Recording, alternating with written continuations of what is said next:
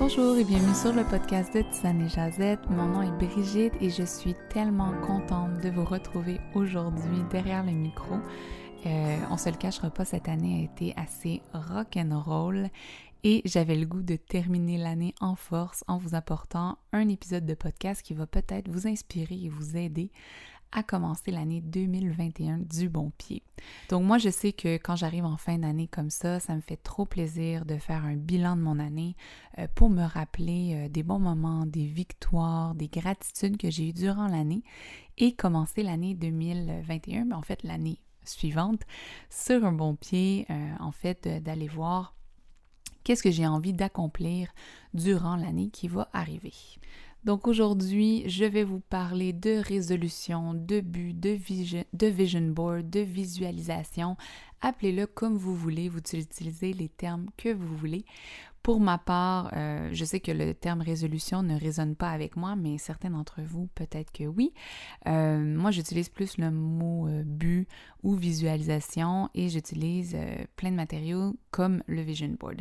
Je vais tout vous détailler ça au courant de l'épisode, donc allez vous chercher quelque chose, un breuvage chaud ou une collation, puis on va s'installer ensemble et parler de tout ça. Le but de l'épisode d'aujourd'hui, c'est de vous partager mon processus de visualisation pour l'année qui va arriver. Et en fait, sachez qu'il y a des millions de techniques que vous pouvez faire qui sont disponibles en ligne. Il y a autant de techniques qu'il y a de personnes sur Terre, j'imagine. Et en fait, je vous encourage fortement à me partager la vôtre si c'est quelque chose que vous faites déjà dans votre quotidien, que vous faites à chaque année, peut-être à chaque mois, peut-être à chaque semaine. Donc, des bilans, des visualisations comme ça. Je suis toujours ouverte à regarder d'autres techniques. Pour ma part, cette année, j'ai changé un petit peu les choses.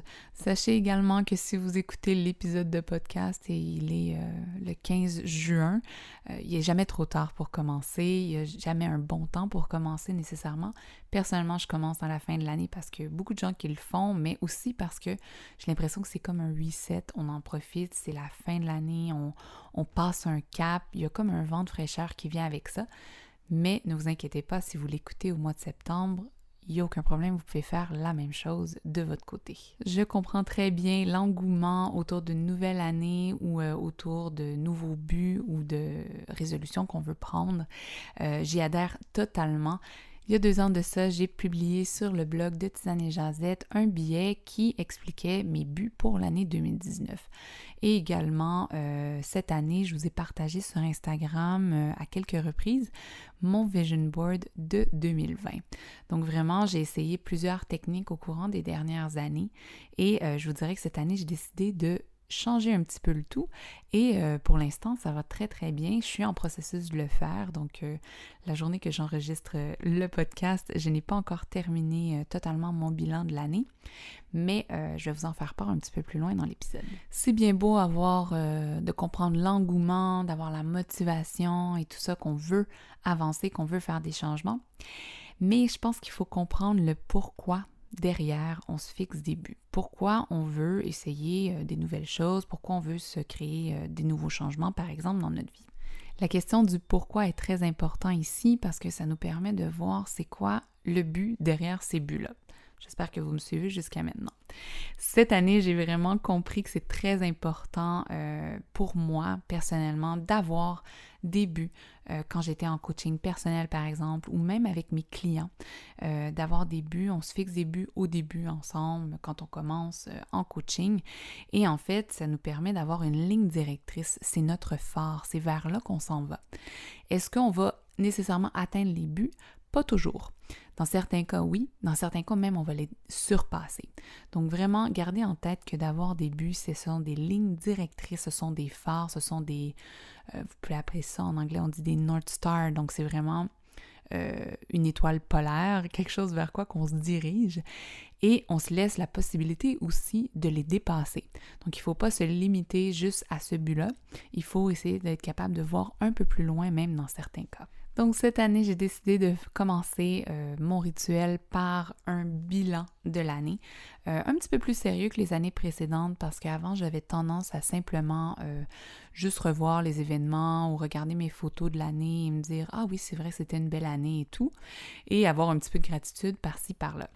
Cette année, j'ai fait les choses un petit peu différemment. Je me suis assise devant mon ordinateur. J'ai écrit des catégories sur lesquelles je voulais faire un review, une revue. Et en fait, pour chaque catégorie, je faisais un bilan. Donc, j'ai fait un flot de pensée. Je suis en plein processus de ce bilan-là de l'année 2020. J'en ai fait la moitié, il m'en reste une autre moitié à terminer. Et en fait, pourquoi c'est important pour moi de faire ce bilan-là? Quand je fais le bilan, j'essaie vraiment de me concentrer sur les gratitudes, sur les choses que j'ai accomplies, sur les choses qui me sont arrivées dans l'année et que je ne m'attendais pas. Donc vraiment des choses qui m'ont surpris, qui m'ont fait du bien, sur lesquelles j'ai surpassé, peut-être des buts aussi que j'avais mis en début d'année. Et ça m'amène dans cet esprit-là de gratitude et ça m'amène dans une énergie tellement haute que ça me prépare mentalement à aller préparer ma deuxième étape qui est de visualiser mon année 2021. Et en écrivant le bilan, des fois, par rapport, par exemple, au yoga, ça va m'amener dans un état d'esprit de « Ah, ben c'est vrai, je me suis rendue jusque-là, je suis très fière, j'ai de la gratitude pour ça. » Mais ça va également créer chez moi peut-être un déclic sur quel endroit où est-ce que je voudrais me rendre pour l'année d'après. Comme je vous dis, il y a plusieurs techniques pour faire un bilan de l'année. Il y a des gens qui vont passer au travers leurs photos pour faire leur bilan de l'année, pour se rappeler des choses. Il y en a qui vont avoir des journaux. Moi, c'est mon cas, mais je repasse pas par tous mes journaux parce que ce serait vraiment très long comme processus. Il y en a qui vont avoir déjà fait des bilans à chaque mois et ils vont repasser par-dessus ces bilans-là, puis pour faire un wrap-up, pour faire un bilan final pour leur année. Allez-y selon ce qui vous parle, ce qui vous fait du bien et avec le quoi vous vous sentez le plus aligné. Le but dans cet exercice, ce n'est pas de se mettre de la pression, ce n'est pas d'être précis et de ne pas oublier aucun événement, c'est vraiment juste d'avoir une vue d'ensemble de ce qu'on a fait dans l'année et d'aller chercher les endroits où est-ce qu'on était le plus fier, où est-ce qu'on a eu le plus de sentiments, de vibrations hautes, où est-ce qu'on s'est senti le mieux, où est-ce qu'on a eu le plus de gratitude. Comme je l'ai dit, le bilan, ça sert à quoi? Ça sert à célébrer nos victoires, nos gratitudes, à augmenter notre niveau d'énergie et à nous préparer à nous plonger dans la création de notre vision pour l'année d'après. Donc, ce que vous pouvez faire une fois que votre bilan est terminé, c'est vraiment d'aller chercher des phrases clés, des mots-clés qui sont ressortis du bilan. Vous pouvez les surligner et vous pouvez même les écrire sur des post-it, les mettre un petit peu partout dans la maison si ce sont des mots ou des phrases qui vraiment vous font du bien. Et ces mots-là, ces phrases-là que vous mettez un petit peu partout peuvent être aussi des petits rappels tout au long de l'année de choses que vous avez déjà accomplies, pour lesquelles vous êtes fiers et vers lesquelles vous voulez continuer à aller également. Une fois que mon bilan de l'année est terminé, j'ai pas l'habitude de le relire maintes et maintes fois. Je vais peut-être le relire 1 ou 2 fois maximum. Je vais surligner les passages qui m'intéressent, comme je vous ai dit. Je vais les noter à quelque part si je trouve ça pertinent.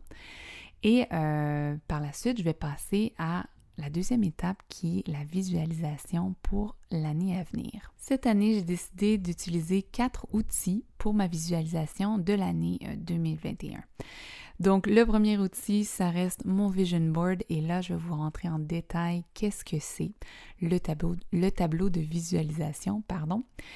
En fait, le tableau de visualisation, c'est quelque chose qui est très, très répandu et étant une personne visuelle, d'avoir mon année en images, ce que j'aimerais accomplir dans l'année en images, c'est vraiment très agréable et c'est très facile à comprendre et c'est tape à l'œil et on dirait que ça s'imprègne automatiquement dans mon cerveau sans même que j'ai à lire quelque chose ou comprendre quelque chose.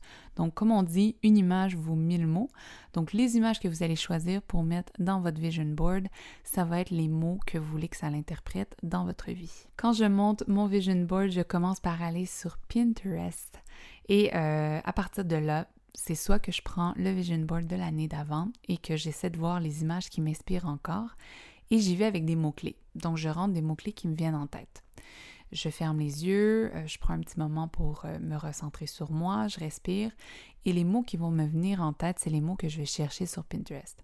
Par exemple, ça peut être surf, ça peut être yoga, ça peut être méditation, ça peut être lecture, tous des mots comme ça clés que je vais rentrer et à partir de là, je vais aller dans le vortex Pinterest avec les belles images et je vais regarder celles qui m'inspirent le plus. Vraiment, les images qui vont vraiment m'inspirer le plus, je vais les sauvegarder dans un document qui va s'appeler Vision Board 2021. Et j'en sauvegarde, je ne sais plus combien j'en ai sauvegardé pour cette année, pour être honnête, parce que je l'ai terminé. J'en sauvegarde énormément et je vais faire un tri par la suite, en fait. Si simplement en fermant vos yeux et en respirant, rien vous vient en tête, la question que vous pouvez vous poser également, c'est vous demander en 2021, qu'est-ce que j'ai le goût d'accomplir? Qui est-ce que j'ai le goût d'être? Quelle personne j'ai le goût d'incarner? Quelle identité j'aimerais avoir? Vous pouvez vous poser la question également, 2021 me réserve quoi? En vous posant les questions, souvent, il y a peut-être des mots qui vont vous arriver en tête, il y a peut-être des idées qui vont popper. Donc, n'hésitez pas, si vous voyez que si rester en silence, c'est pas quelque chose pour vous, mettez-vous à vous poser ces questions-là. Il y a plein de questions que vous pouvez vous poser par rapport à ça. Également, vous pouvez aussi mettre un fond musical. Moi, ça m'aide énormément parce que la musique joue un très grand rôle dans ma vie. Un fond musical qui vous fait mettre dans un état d'esprit positif, vers lequel vous voulez aspirer. Donc, ça peut être une chanson que vous aimez, qui vous fait danser, qui vous fait chanter. Ça peut être juste un fond sonore qui vous apaise, qui vous calme, parce que c'est dans l'état d'esprit que vous aimeriez être pour la prochaine année. Donc, choisissez une piste de musique qui vous intéresse et que vous aimez. Et souvent, ça peut vous aider aussi à trouver qu'est-ce que vous aimeriez manifester pour l'année à venir. Une fois que votre tableau Pinterest est complété, que vous avez toutes ces images-là, vous pouvez le laisser reposer et y revenir le lendemain, par exemple, comme moi j'ai fait. Revenir le lendemain, rouvrir le tableau et revoir est-ce que quand vous ouvrez le tableau, ça vous crée de l'excitation, ça vous crée de la motivation, ça vous inspire.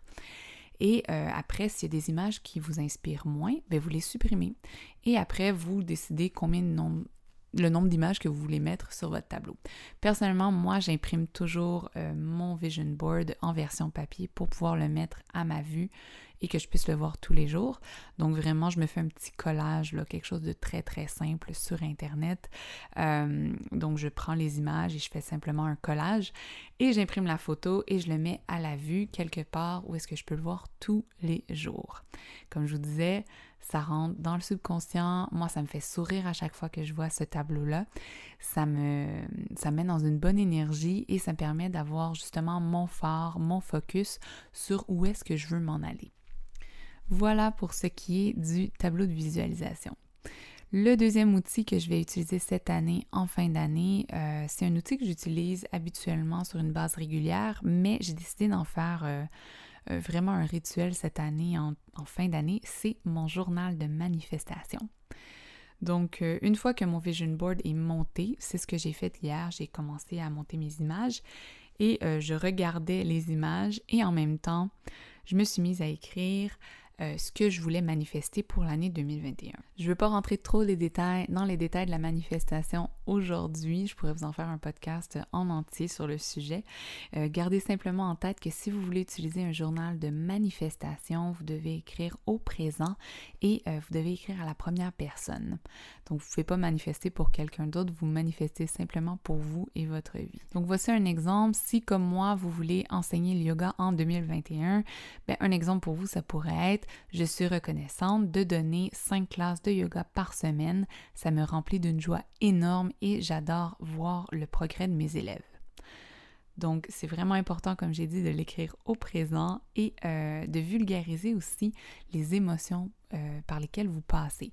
Et quand vous relisez la phrase ou quand vous l'écrivez, vous pouvez le dire soit à voix haute et en même temps ressentir le sentiment que vous avez écrit sur papier. Et plus que vous détaillez également, plus ça va se rapprocher de votre idée quand l'événement ou quand la chose va arriver dans votre vie.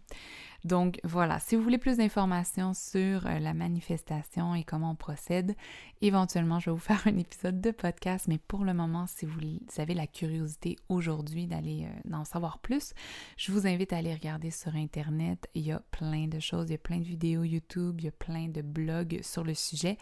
Vraiment, vous avez simplement à chercher manifestation ou journal de manifestation pour tel ou tel sujet. Vous allez trouver votre bonheur, j'en suis sûre. Voilà pour mon deuxième outil. Le troisième outil que j'aimerais vous présenter, c'est quelque chose qui est nouveau pour moi. C'est quelque chose que j'ai déjà expérimenté, mais pas sur une base régulière. C'est faire un bilan à chaque fin de mois.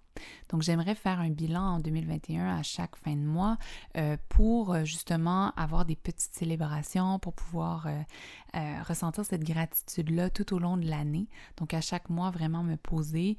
Ça ne sera pas aussi long que les bilans d'année, mais ce que ça va me permettre, ça va me permettre de pouvoir continuer à avancer, pouvoir voir aussi où est-ce que j'en suis par rapport à mes buts de l'année en général, donc en comparant avec mon vision board, en comparant avec mon journal de manifestation, par exemple.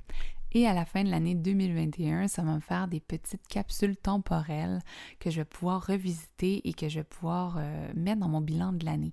Donc, ça va être beaucoup plus facile pour moi de me rappeler de ce qui s'est passé dans l'année et de revoir autant les grandes gratitudes, les grandes victoires que les plus petites. Le dernier outil que j'aimerais essayer cette année, c'est simplement noter à chaque mois, quand je vais faire mon bilan du mois, noter une chanson qui représente mon mois. Donc, en faisant mon bilan du mois, donc en regardant mes victoires, mes gratitudes, je vais pouvoir refléter, voir quelles chansons que j'ai écoutées durant le mois qui représentent mes victoires et mes gratitudes. Et je vais en faire une petite playlist et comme ça, quand je vais arriver à la fin de l'année, je vais pouvoir écouter cette playlist-là en refaisant mon bilan de l'année. Et ça va me mettre dans un état de vibration plus haute et ça va me remettre dans cette reconnaissance-là, dans ces victoires-là que j'ai célébrées tout au long de l'année. Voilà, donc mon quatrième outil est assez rapide, mais c'est quelque chose qui me parle énormément et que j'ai très très hâte de tester parce que comme je vous ai dit, la musique c'est quelque chose de très important pour moi, donc si ça peut m'aider à avancer dans mes buts, dans mes résolutions, dans mes objectifs de l'année, mais pourquoi pas l'utiliser à bon escient. C'est ce qui termine l'épisode sur ma vision pour l'année 2021. Je vais en profiter pour vous souhaiter de joyeuses fêtes et une belle année 2021. Vraiment, je vous souhaite tout ce que vous désirez, vous le méritez et ne doutez jamais de ça, vraiment. Et comme à l'habitude, n'hésitez pas à partager le podcast de Tisane et Jazette autour de vous. Ça m'apporte une aide énorme et ça me fait trop plaisir quand je lis vos commentaires, vos retours. Donc n'hésitez pas à me partager également vos retours si vous faites un bilan de l'année, si vous faites aussi une visualisation pour l'année à venir. Et sur ce, merci d'avoir partagé votre temps avec moi et on se reparle très bientôt.